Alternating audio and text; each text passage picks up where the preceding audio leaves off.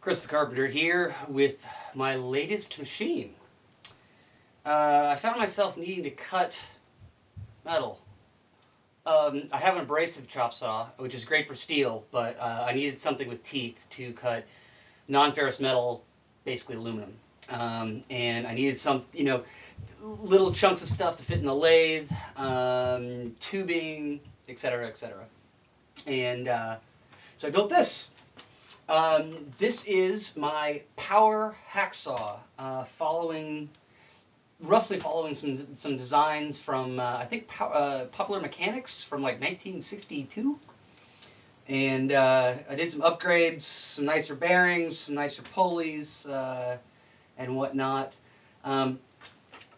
There's a big old fence here and a C-clamp where the material gets bolted. There's a couple bolts on the fence where I can angle the fence to different, angles. There's a blade that cuts. And then there's this little dealie here, which has got a couple bearings on it.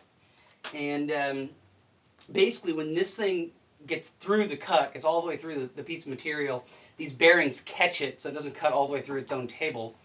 And then also, as this mechanism rocks back and forth, this lever actually goes up and down. And when I finally get around to getting this linkage adjusted to just the right length, what happens is this guy goes from angled up to level, and when that happens, this lever comes down and actually flips the switch to turn the machine off. So this whole mechanism here is auto off for the machine. So let's just fire it up and we'll watch it go, and then I'll grab the tablet and we'll zoom in. All right. And I'm cutting a piece of 1 1/4 bar stock, and I should mention it's really slow cutting because I have no weight applied to this yet. So here we go.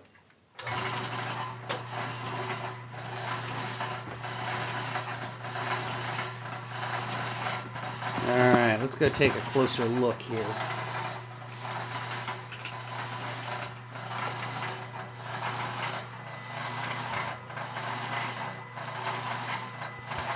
So, as you can see, we start, see if we can scoot over here without getting hit. Alright. So we start with a 3/4 horsepower motor, 1700 RPM, spinning away, spinning an 8-inch pulley. That goes through a little jack shaft there to an 1.5-inch pulley on the other side. Now, this whole angled bracket dealie with the motor hanging from it, the belt tension comes from the weight of the motor itself.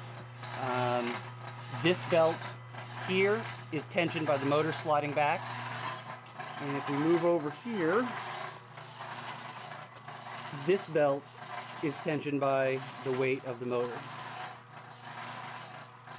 So 1.5 to 8.5, 1.5 to 8, 1.5 to 8.5. So 64 to 1-ish.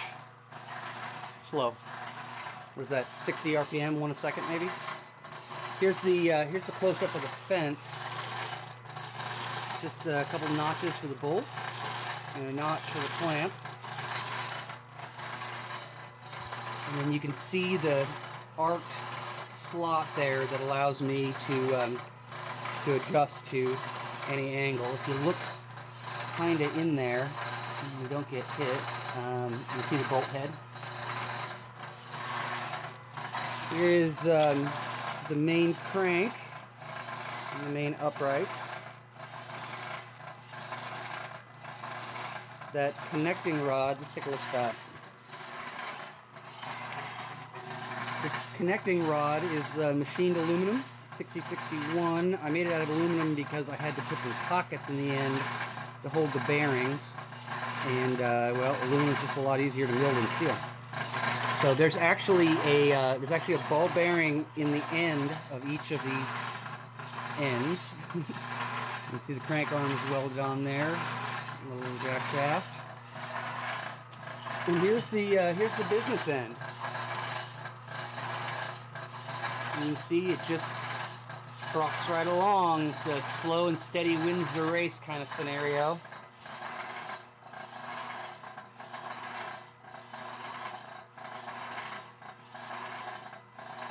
And like I said, I actually put some weight on this, and I was doing some box tube, and it was obviously really slow cutting through the flat of the top, but as soon as it got on edge, cutting through the box tube, it was incredibly aggressive.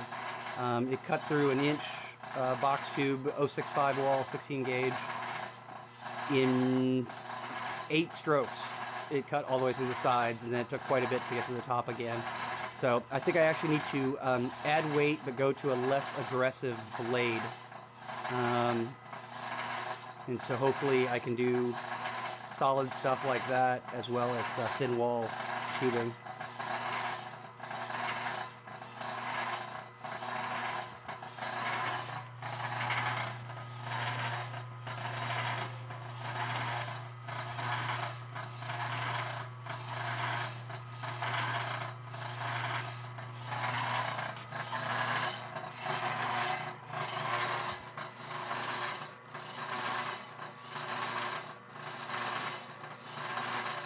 Pretty snazzy, eh? Okay, so all in all, I've got 50 bucks in bearings, 15, 20 bucks in bolts, an $80 motor, and the rest is scrap. All literally came out of the scrap pile, all the cut off. So less than $250 certainly, including a few cans of 20 bucks worth of paint.